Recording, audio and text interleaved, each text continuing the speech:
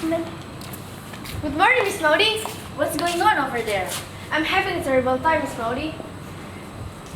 Jem is staying up in that car until Atticus said that he will play football with the Methodists. Jem? I won't go down until he prays for the Methodists. He's too old for anything. Every time I want him to do something, he's too old.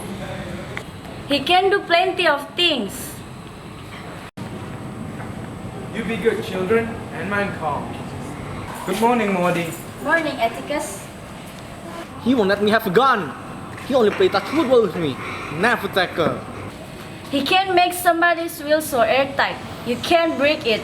You count your blessings and stop complaining, both of you. Hey, Hey yourself. I'm Charles Baker Harris. I can read. So what? You got anything that's reading? I can do it. How old are you? 4.5? Going on 7. Shoot, no wonder then. Scott's been reading since he was born. I'm little, but I'm old. Folks call me Deal. I'm from Marina, Mississippi. I'm staying with my Aunt Stephanie for 2 weeks. Our mama's dad. We got the daddy. Where's your daddy? I haven't got one. Is he dead? No. Well, if he's not dead, you've got one, haven't you? Hush, Scout.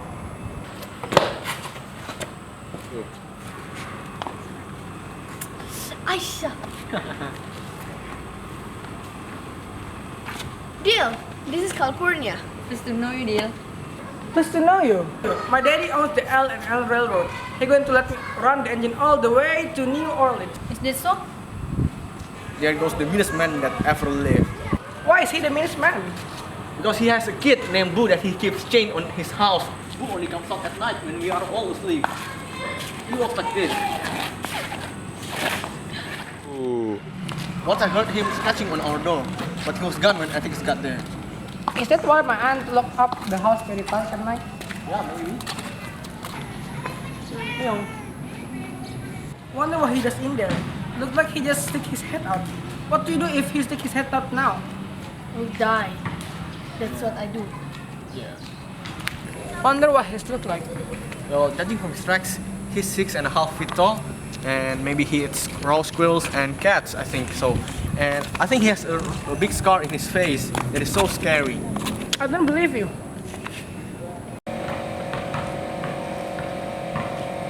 Deal, I don't want you to play around that house over there. There's a man that lives there, and he's dangerous. My Lord Aunt Stephanie, you almost get a heart attack. You see, I was just trying to warn him about Boo. Well, you'd better believe him, Mr. Deal Harris. Tell him about the time Boo tried to kill his papa. Well, I was standing in my yard one day when his mama come running and yelling, "He's killing us all!" Turned out that Boo was sitting over there cutting up the paper for his scrapbook, and when his daddy come by, he stabbed his dad in the leg and pulled it out again and went back to cutting the paper again.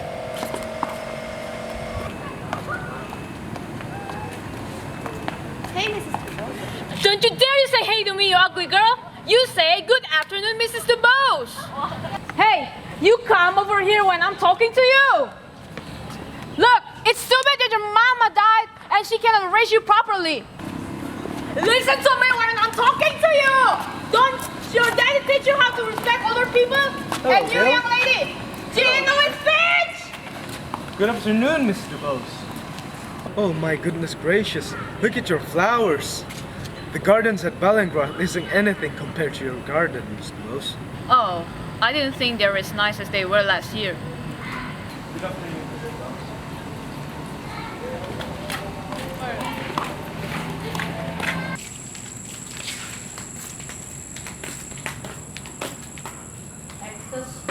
You heard about Tom Robinson? They send you to be his lawyer. Will you take this case? I'll take the case. Thank you, Judge. Thank you.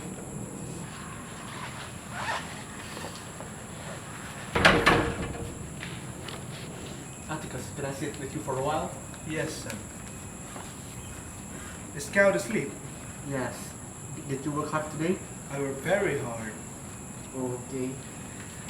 Do you know that man who worked at Leah's yard, Tom Robinson? Yes, sir. Well, he's in serious trouble now. The judge just asked me and... Hey, let's go to the courthouse and we'll see where's the room they lock up Boo in. Okay, They let's say go. there is bat infested and he almost died from the mildew, and there is instead of torture over there. Okay, Let's go. Let's go, man.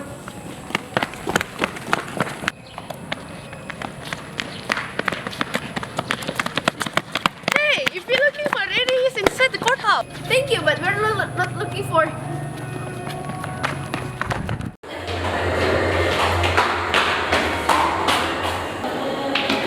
What's your dad doing in courthouse? He's a lawyer and he has a case in the courthouse. His life is charged with rape. Oh, let's go watch. No, he wouldn't like that deal. No. Where's your daddy? He's inside the courtroom. Bill, wait a minute. Not much is happening. It's not like the judge is asleep. And I see your dad and a colored man, and the colored man is crying. Why is he crying? What's going on? There are a lot of men sitting, and they are pointing at the colored man. They are taking the colored man away. Where's Atticus? I can't see your daddy now. Where in the world? Where? I don't see anything. Scout, Gem, what in the world are you doing here? Hello, Atticus. What are you doing here? We came down to find out where Red Leaf was locked. Run along now. I'll see you at dinner. Okay, bye, Atticus.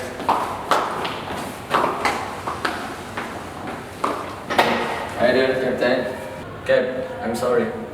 They pointed you that you defend that nigger that raped my Maela. I don't know why I didn't kill him just instead. I'm sure if you'll excuse me. Wait. Cap, someone told me they thought you believed that Tom Robinson's story against ours. I said you were wrong there, Mr. Finch, and taking his story against ours, Mr. Finch. They was wrong, was they, Mr. Finch? I've been appointed to defend Tom Robinson, and now that he's been charged, that's what I intend to do. You are taking the story against ours? What kind of man are you? You got your channel on your own?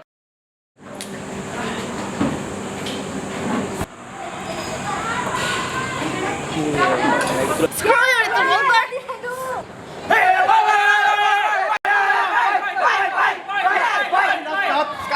He made me start off on the wrong foot. I was trying to explain to that damn lady teacher why she didn't have no money for her lunch. And she got sore at me. Scout, what's wrong? Atticus, I'm not going back to school anymore. Scout, it's just the first day. No, I don't care. Everything went wrong. My teacher got mad at me. And she said that you are teaching me all wrong. And to stop it. No, Scout. Maybe she's just nervous. Maybe it's her first day of teaching and being new here.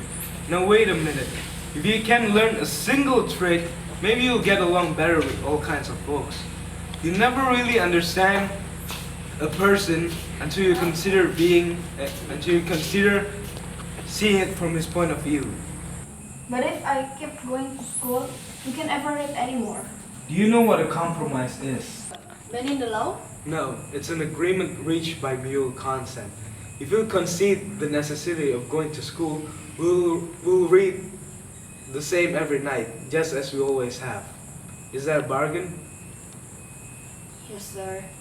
Okay, now hurry back and go to school. Hey, don't play with her! Her daddy defends leaders. You take that back. I want your daddy low down. Hey, it's like.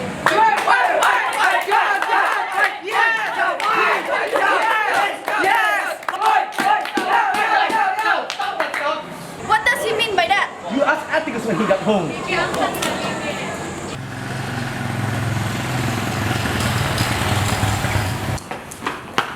Atticus, do you defend nigger? I do, and don't say nigger, Scout. I didn't say it. Cecil Jacob did it. And that's why I had to fight her.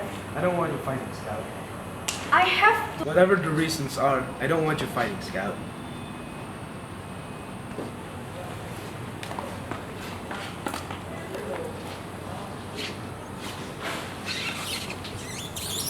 Anyway, I'm simply defending a Negro, Tom Robinson. Scout, you're not old enough to understand this, but there's been a high talk around town to the effect that I shouldn't be defending this man. If you shouldn't be defending him, then why are you doing it? Well, for a number of reasons. The main one is, if I didn't, I couldn't hold up my head in town. And I couldn't even tell you or Jem not to do something again. Scout, you're gonna hear some ugly talk about this at school. But I just want you to promise me, do not get into fights for any reason. There is your street.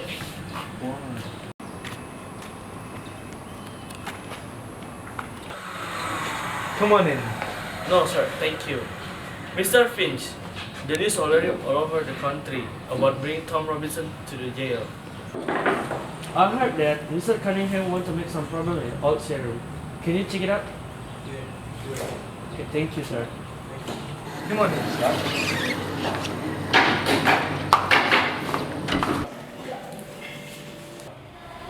Cal, if I need you to stay here tonight, can you do it? Yes, sir, I can. I have something to do at the old serum.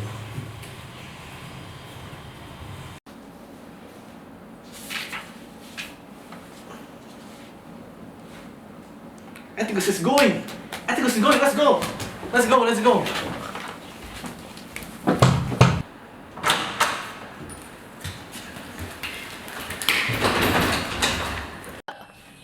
There's his car.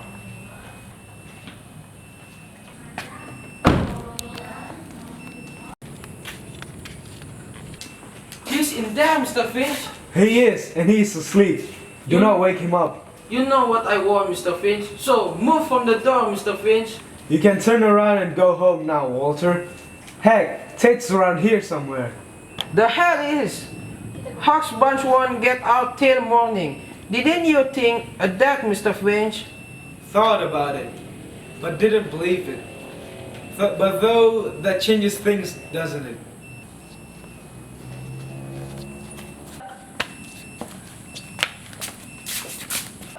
Hi, Atticus. Hello, Mr. Finch. Go home, Jem. I want you to take Scout and Dill home. No, sir.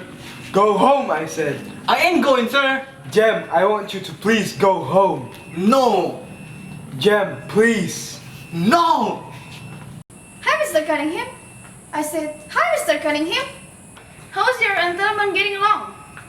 Don't you remember me? I'm Jane Louise Finch. We met one day. You broke us hickory nuts. I go to school with Walter. He's a good boy. Tell him hey for me. Won't you? You know something, Mr. Cunningham? Entitlements are bad. Atticus, I was just saying to Mr. Cunningham that entitlements are bad. But not to worry. It takes a long time sometimes. What happened? I mean no harm, Mr. Cunningham. No harm taken, young lady. I will tell Walter you say hey, young lady. Now go home, all of you. I'll be there later. Yes, sir. Come on.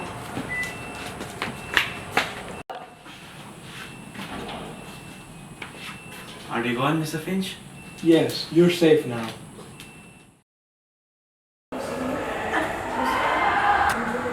It's packed solid. Drifting all around the back. Reverend, are you going inside? Yes. Oh, we can come in too. Okay, let's go. This count is now in session. Everybody rise.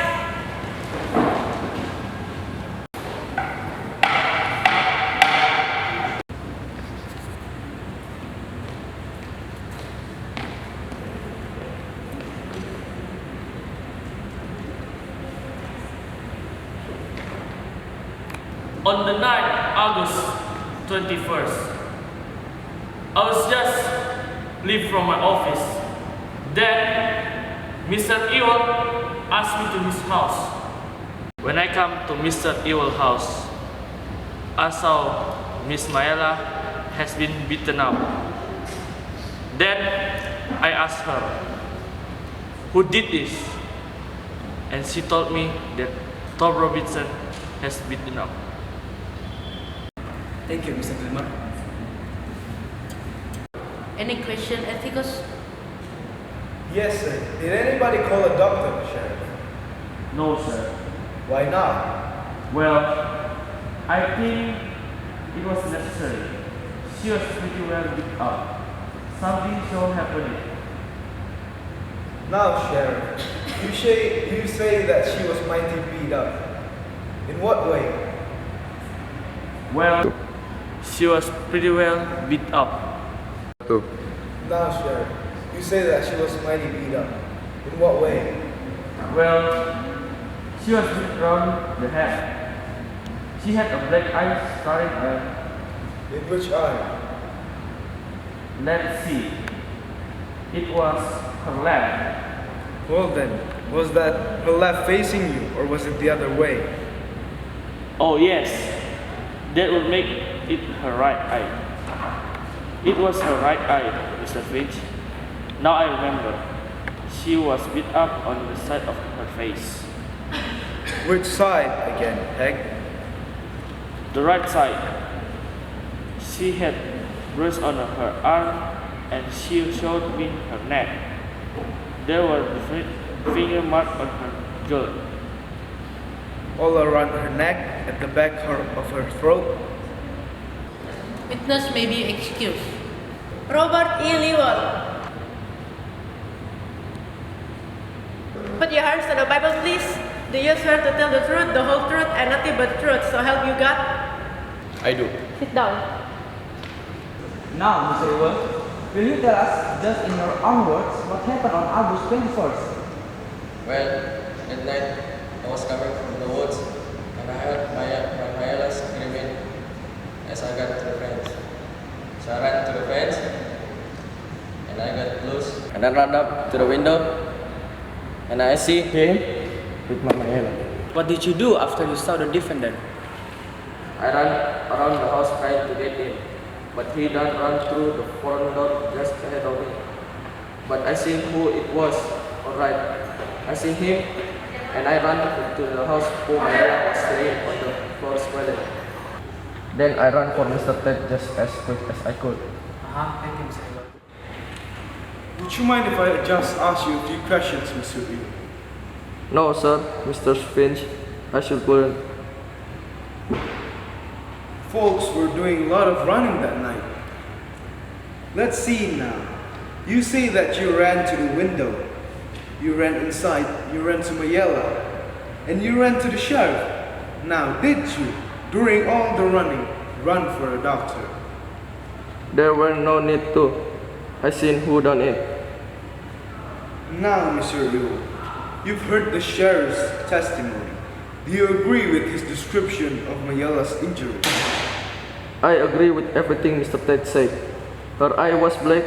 She was beaten up mightily. Now, Mr. Liu, can you read and write? Yes, Mr. Finch, I can read and I can write. Good. Then will you please write your name right there and show us?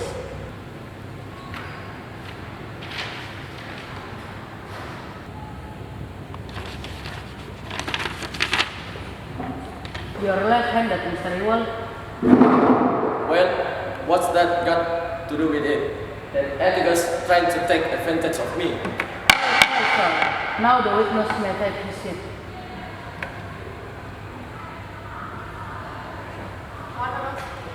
Mayela Violet Ewell. Put your hands on the Bible, please. Do you swear to tell the truth, the whole truth, and nothing but the truth, so help you God? Now, Mayela, suppose you tell us just what happened, huh? Well, sir, I was sitting on the porch and he comes along. There is silver ropes in the yard, and I said, "You come up here, boy, and bust up this silver rope, and I will give you a nickel." And he come up. And I go into the house to get him a nickel, and when I turn around, I fall and hollered. He's on me. He had me a neck. and he hit me again and again. And the next thing I know is my pa was in the room, standing over there and hollering, "Who done it? Who done it?" Thank you, Myla. Your witness, Etikus. Miss Mayala, is your father good to you? I mean, is he easy to get along with? He does tolerable. Except when he's drinking, when he's riled. Has he ever beaten you? My pa's never touched my hair or my head in my life. Now, you say that you asked Tom to come in and chop up the, what was it? The zero. Was this the first time that you ever asked him to come inside the fence? Yes. Didn't you ever ask him to come inside the fence before? I might die. But can you remember any other occasion? No. You say, he caught me and he choked me and he took advantage of me. Is that right? Do you remember his beating you about the face? I don't recollect it if he hit me. I mean, yes, he hit me. Thank you. Now, will you identify the man who beat you? I most certainly will. Sitting right yonder. So, will you stand up?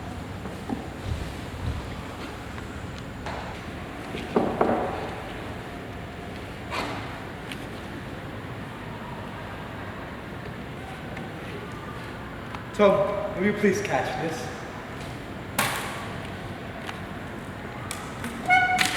Now, will you please catch this with your left hand? I can't, sir. Why can't you?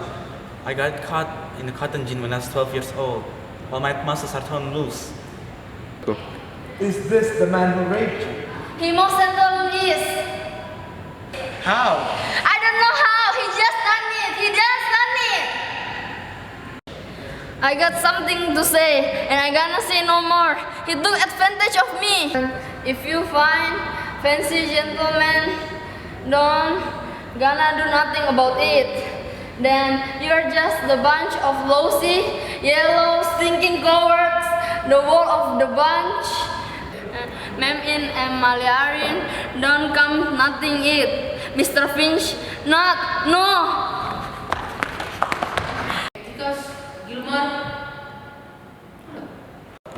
The state arrest judge.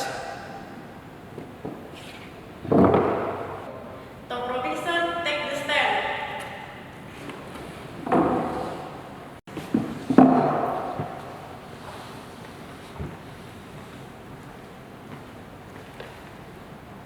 Put your hand on the Bible, please.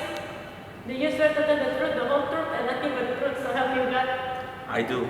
Sit down. Tom, were you acquainted with Mayel Fayoul? Yes, sir. I could pass through from and to her place every time I cross the fields. Is there any other way to go? None, sir. None that I know of. Did she ever speak to you? Well, she once told me to go to her place and bust up some chifforo. So she gave me the hatchet and I busted them open. And then she said, I guess I'll give you a nickel. And then I said, no ma'am, I won't pay any charge. After that, I went home, and that was a year ago. And did you ever go on the place again? Yes, sir. When? I went lots of times. Seems like every time I passed by the yonder, she'd have some little something for me to do. Chopping, kindling, cutting water for her. And what happened at August 21st last year?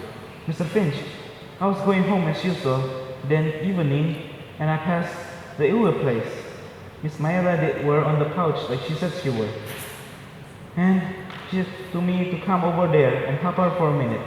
Well, I went inside the fence and I looked around for some kindling worked on, but I didn't see none. And she said to come in the house. She has the door need fixing. So I followed her inside and knocked at the door and looked at all right, and she shut the door.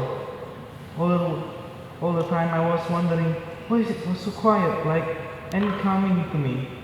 there was not a child on the place, and I said to Miss Mayla, "Where are the children?" And she said, "They're all gone to get ice cream." She said it took her a slap year to save from nickels, but she done it and they're all gone to town. What happened after that? Oh, I said something like, And then I said to her, "Why, Miss Mayla? That's really kind of you." And then she said, "You think so?" And then I said, "Well, I guess I'll be going." And she said, "Wait, there's something for you to do." She told me to take something above the chief rope. And then when I grabbed the chair and take the box, she suddenly grabbed me on the legs. And then I throw the chair over and tried to struggle free. And what happened after you turned the chair over? Tom, you've sworn to tell the truth. Will you do it? What happened after then? Mr. Finch, I got down off the chair and I turned around and she started jumping at me. She hugged me around the waist. She reached up and kissed me on the face. She never kissed a man before, and she might as well kiss me. She says for me to kiss her back. And I said, "Miss Mayla, let me out of here." And I had to run away. But Mr. Liu cussed at me from the window and said she's gonna kill her. And what happened after then? I was running so fast, I didn't know what happened. Tom, did you rape Mayala Eo? I did not, sir. Robinson, you are pretty good at messing up syrups and cleaning with one hand, aren't you? Strong enough to cook the bread out of a woman and sling her to the floor. I did not, sir. But you're strong enough to. I reckon so, sir. Uh-huh. How come you are so anxious to do that woman course? Because I see that no one's helping her, so I want to help her. With Mr. Ewell and 7 children on the place, you did all this talking and work out of sheer goodness, boy.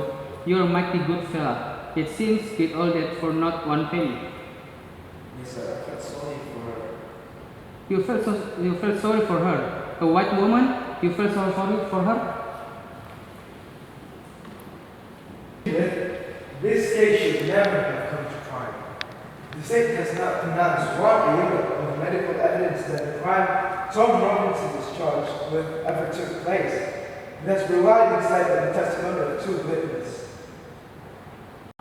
It has relied on the state on the evidence of 2 witnesses, whose evidence has not only been called into serious question on cross-examination, but has been this flatly contradicted by the defendant. There is circumstantial evidence that indicate that Mayala Ewell was beaten savagely by someone who led almost exclusively. And Tom Robinson now sits before you, having taken the oath with his right hand, the only good hand he possessed. I have nothing but pity in my heart for the chief witness for the state. She is a victim of cruel poverty and ignorance, but my pity does not extend so far as her putting a man's life at stake, which she has done in an effort to get rid of her own guilt. Now I say guilt, gentlemen, because it was guilt that motivated her. She has committed no crime. She has merely broken a rigid and time-honored code of our society. A code so severe that whoever broke it is hounded from our midst and unfit to live with. She must destroy the evidence of her offense. But what was the evidence of her offense? Tom Robinson, a human being. She must put Tom Robinson away from her. Tom Robinson was for her a daily reminder of what she did. And what did she do? She tempted a Negro. She was white, and she tempted a Negro. She did something that was unspeakable in our society. She kissed a black man, not an old uncle, but a strong, young Negro man. No code mattered to her before she broke it, but it came crashing down on her afterwards. The witness of the state, with the exception of the sheriff of Macon County, have presented themselves to you, gentlemen, to this court in the cynical confidence that their testimony would not be doubted. Confident that you, gentlemen, but go along with them on the assumption, the evil assumption, that all Negroes lie, that all Negroes are basically immoral beings, all Negro men are not to be trusted around our women. An assumption one associates with minds of the caliber, and which is in itself a lie, which I do not need to point out to you. And so, a quiet, humble, respectable Negro who has had the unintimidating temerity to feel sorry for a white woman has to put his word against two white people. The defendant is not guilty, but somebody in this courtroom is. Now then, in this country, our courts are the great laborers, and in our courts all men are created equal. I'm no idealist to believe firmly in the integrity of our courts and in the jury system. This is no ideal to me. It's a living, working reality. Now I'm confident that you gentlemen will view this under passion and restore this man to his family. Well, in the name of God, do your duty. In the name of God, believe Tom Robinson.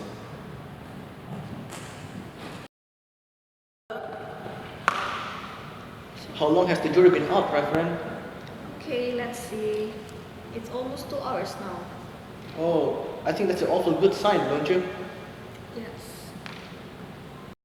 Court's now in session. Everybody rise. Gentlemen of jury, have you reached a verdict? Yes, we have, Your Honor. Gentlemen, this jury is dismissed.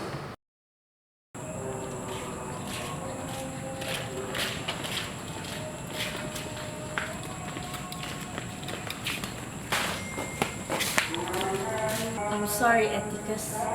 Thank you, Morgan.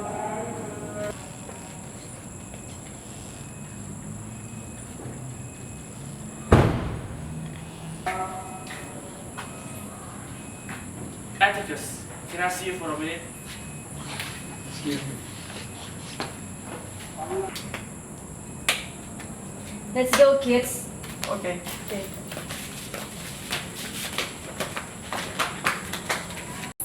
I don't know if it will help,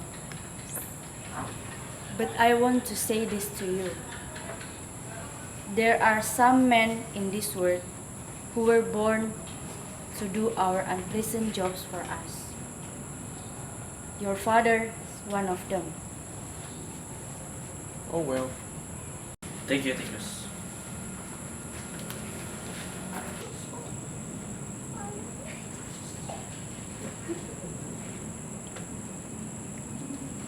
Let's go. Bye-bye. Let's go.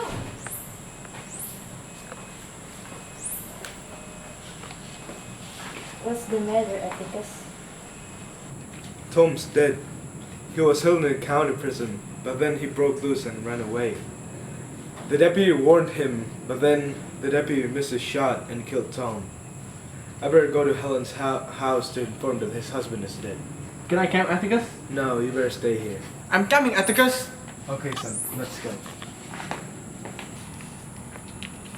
Hello, Mr. Finch. Hi, Helen.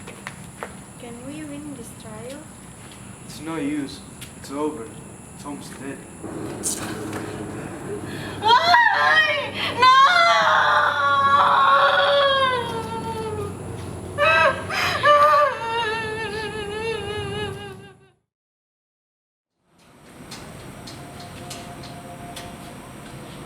I forgot where I put my clothes.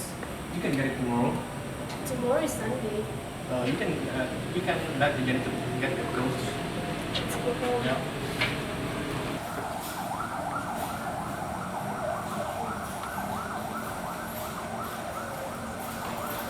Jim, you know my performer? Hush, God. Hush. Do you hear that? No. It's What is that? my custom. What is that? Please. No, just shut up. I hear something. I don't hear anything. Let's stop. Now I hear it. It's just Cecil Jacob. No, wait, don't you hear that? It's something. No, Cecil Jacobs tries to scare us. Hey, you!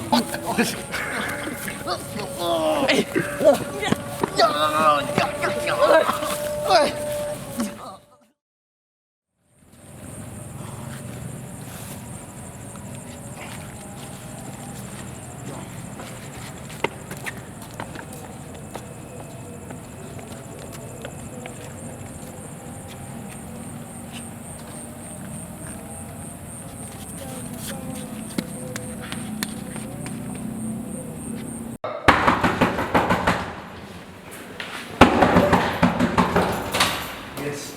Oh, what? Oh my gosh. Hey, go into the room. Hey. Just let me down.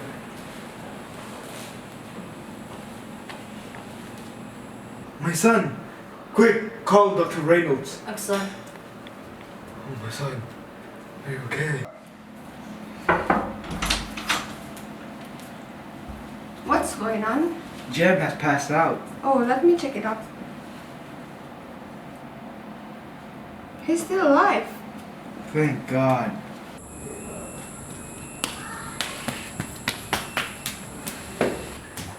Scout, are you alright, Scout? Yeah, I'm alright. Atticus, is Jem dead? No, he's only asleep. Doctor, is Jem dead? He was not dead, but he had a bump on his head and also his legs.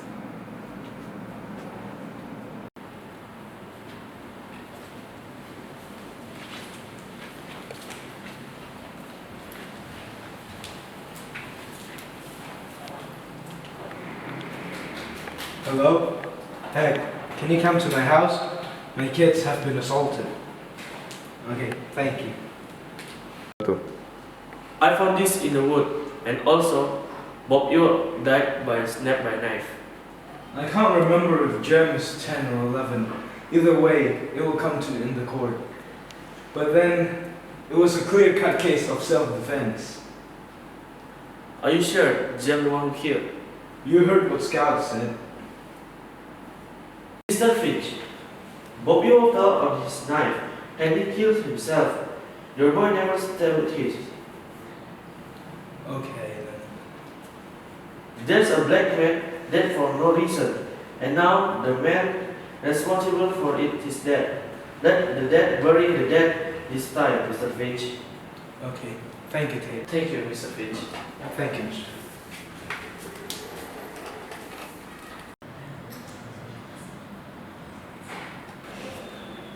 Who are you, mister? Are you Bradley?